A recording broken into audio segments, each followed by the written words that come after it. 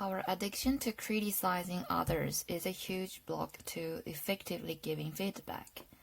When we criticize, even if we choose our words with care, we are likely to assign others to a specific, potentially harmful status. We are likely to assign others, for instance, to the status of being wrong. No one likes to be labeled wrong. Most people get defensive when they are labeled, even when sure they are not wrong. And what's more important, defensive people block messages unless you are trying not to be understood. Then criticism is not an effective communication strategy. And it doesn't help to call it constructive either. Saying something like, I'm telling you this for your own development, your design is all wrong, isn't going to produce positive results. Criticism is criticism. It blocks understanding. Number 1, importance of accepting other people's feelings. No. Criticism as a barrier to effective communication. Okay.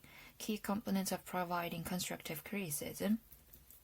Factors influencing responsiveness to peer feedback. Need for including constructive criticism in feedback.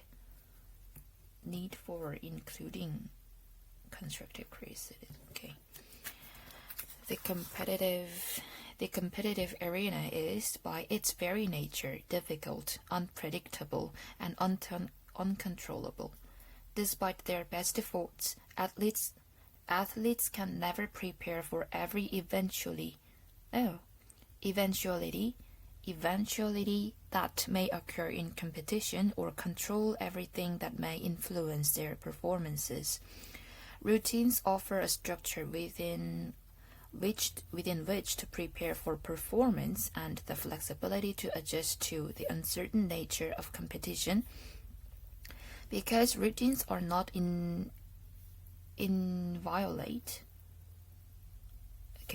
but rather provide a guide for athletes to follow, they can also be readily altered to fit the demands of a unique or unexpected competitive environment. Unforeseen changes in the competitive setting, such as weather, unexpected opponents, late arrival, insufficient warm-up space, and broken or lost equipment, can have a disturbing and disruptive effect on athletes before a competition. Athletes often perform below expectations because they are unable to respond appropriately to these occurrences, or become unsettled mentally, e.g., lose motivation or confidence, get distracted, or experience anxiety. Athletes with well-organized yet flexible routines will be better able to respond positively to these challenges, keep calm, and maintain a high level of performances. 이것저것 평소에 많이 노출이 돼야 된다는 거지. The necessity of flexible routines for athletes. The role of training in preparing for a competition. Not role of training. The difficulty of developing effective sport routines. No. The reasons athletes should have high expectations. No. The effects of sports participation on social adjustment. No. Number 1. We tend to think of myths as rather silly old stories about the adventures and misadventures of gods, warriors, and demons invented by primitive people to explain a world they could not understand in our modern scientific sense. But it is a mistake to dismiss these stories as trivial and old-fashioned, with no more important meaning for humanity. Scholars such as Joseph Campbell and Claude Levi-Strauss have shown that common themes in myths from many diverse cultures speak to us about the universal concerns of all people and about ways of thought that all humans share. As we move increasingly toward a unified world, a global village as it has been called, it is important to see how much basic human nature we all share.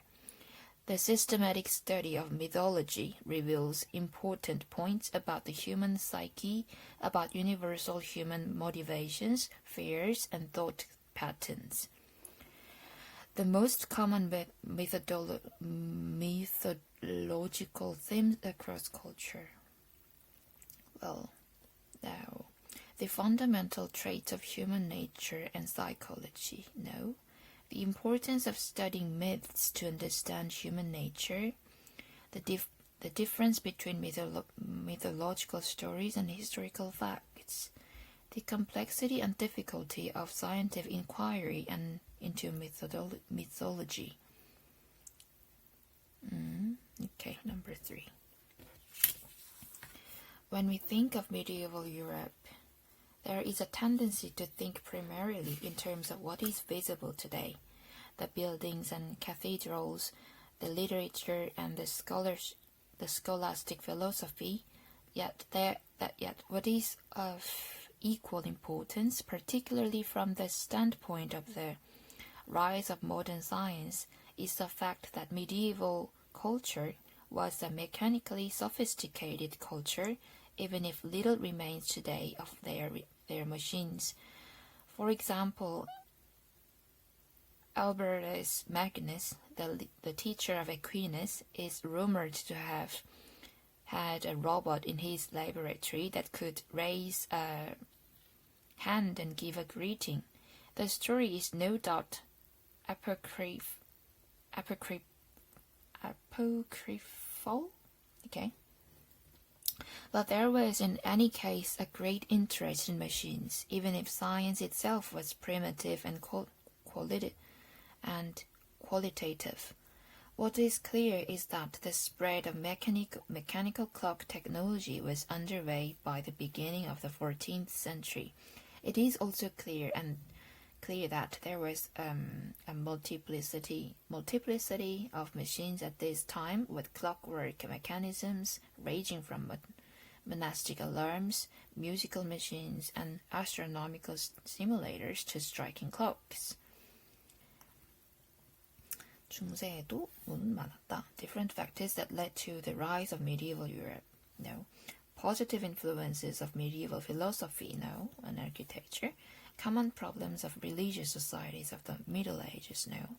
Broad interest in mechanical technology in medieval Europe. Okay, this one. Popular reasons people in the Middle Ages disliked technology. No, they liked technology. 이 기계가 그거구나. Okay.